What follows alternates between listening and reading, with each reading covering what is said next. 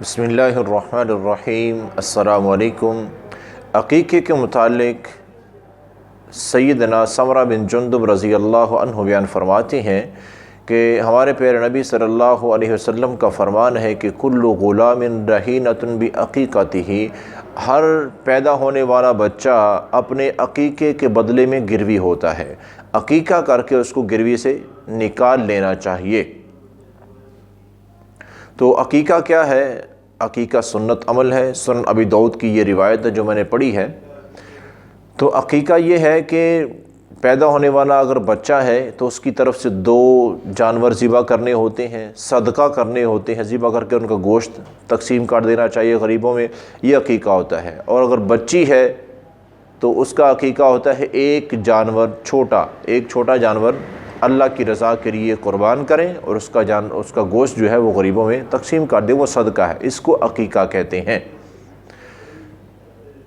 اب رہی بات یہ کہ عقیقے میں کیا بڑا جانور کر سکتے ہیں جیسے کہ قربانی میں ہوتا ہے؟ کچھ لوگ اس طرح کی یعنی کہ مثالیں دے کر کہتے ہیں کہ قربانی کا جیسے جانور ہے، گائے کے اندر 7 حصے ہوتے ہیں اور اونٹ کے اندر 10 حصے ہوتے ہیں، تو اگر ہم نے 2-4 بچوں کا عقیقہ کرنا ہے تو ہم اس طرح کرتے ہیں کہ ایک بڑا جانور کر دیتے ہیں۔ تو میرے بھائیو، یہ سنت سے ثابت نہیں ہے، بلکہ ام المؤمنین سیدہ عائشہ صدیقہ رضی اللہ عنہا کے حضور عرض کی گئی تھی کہ اللہ نے آپ کو بھتیجا دیا ہے تو آپ تو پھر بڑے جانور عقیقے میں کریں گے؟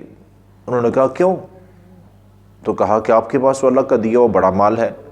تو کہا ہاں مال ہے، وہ ہم صدقہ بھی کرتے ہیں اور صدقہ کرنا بھی چاہیے، لیکن عقیقہ ہم ویسے ہی کریں گے جیسے ہمارے پیارے نبی صلی اللہ علیہ وسلم نے ہمیں کرنے کا حکم دیا ہے، اور وہ یہی ہے کہ چھوٹے جانور عقیقے میں ذبح کیے جاتے ہیں۔ ایک بیٹے کی طرف سے 2 جانور، 2 جانیں، 2 بکرے، اور ایسے ہی بیٹی کی طرف سے 1 بکرا، 1 جانور، 1 جان، یہ قربان کرنی ہوتی، اس کو عقیقہ کہتے ہیں۔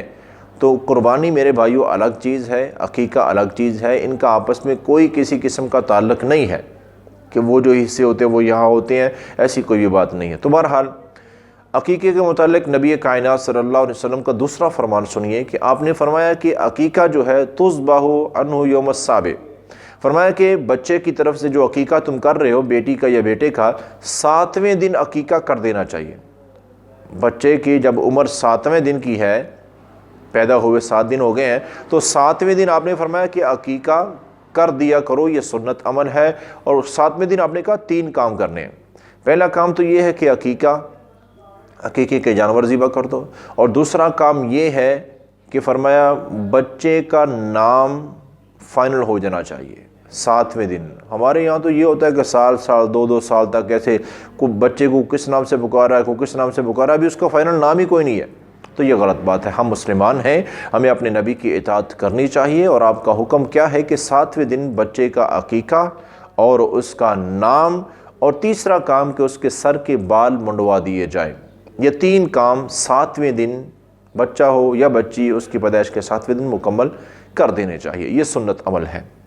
اور ایک بات کی اور وضاحت کرتا چلوں کہ عقیقے کا جو گوشت ہوتا ہے اس میں سے خود کھا سکتے ہیں، اس میں کوئی حرج نہیں ہے، اپنے رشتہ داروں کو بھی کھلا سکتے ہیں، اس میں بھی کوئی حرج نہیں ہے، لیکن حرج یہاں پہ آ کے بنتا ہے کہ جب ہم خود ہی کھاتے ہیں اور اپنے رشتہ داروں اور دوستوں کو ہی کھلاتے ہیں، گھر میں دعوت کا پروگرام کرتے ہیں، رشتہ داروں کو بلاتے ہیں، عقیقے کا جانور ذبح کر کے کھلا دیتے ہیں، ہمارے غریب محلے کے، ہمارے علاقے کے، ہمارے تعلق والے جو جن کو ہم جانتے ہیں، جو اصل میں حقدار ہیں، غریب ہیں، اس صدقے کے حقدار تھے، جن کے گھروں میں گوشت کبھی پکتا ہی نہیں ہے، ان کی اتنی حیثیت نہیں خرید سکیں، وہ بیچارے پھر بھی محروم رہتے ہیں۔